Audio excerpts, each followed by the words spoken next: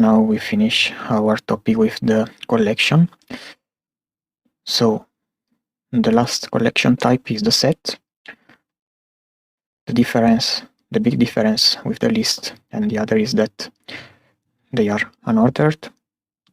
So for example, if I define here a set, the way to define the set is equal to curly brackets and the elements inside. I print them and you see that the order of the printing is different. So for example, if you write here kiwi, you see that they are printed in a random order, so they don't follow the original order that I defined, but they are in a random order. Okay, so they are unchangeable, but you can remove items and add new items. Okay, so for example, let's try to change some element.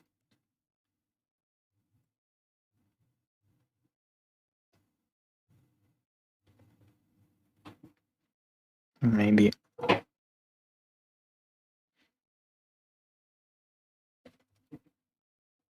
like this, and you see that set object does not support item assignment, so like in the tuples, so like this other example. So duplicates are not allowed. So if I append another element already existing, let's see what happens. You see that it's the element that are also present in the other position is printed out only once. Okay.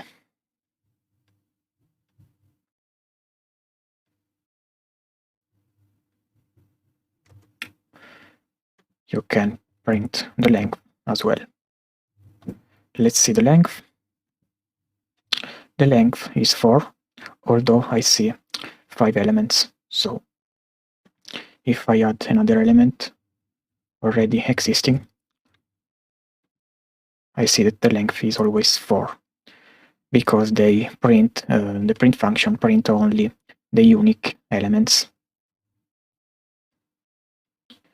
Okay, so in our project mainly we will use a list and dictionaries, because we need ordered lists, because we need to have an order when we select an item from a list, so we cannot select, for example, a value that was, for example, refilling the crypto 2 days before, but I want a value, for example, that refers to 4 hours before or 30 minutes before. So I have to make the selection very carefully.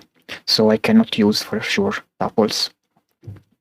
And also because when we will get our list, and this is an ordered list, so for example, for the current value of the crypto that we have to get the last element that must be the last element in time.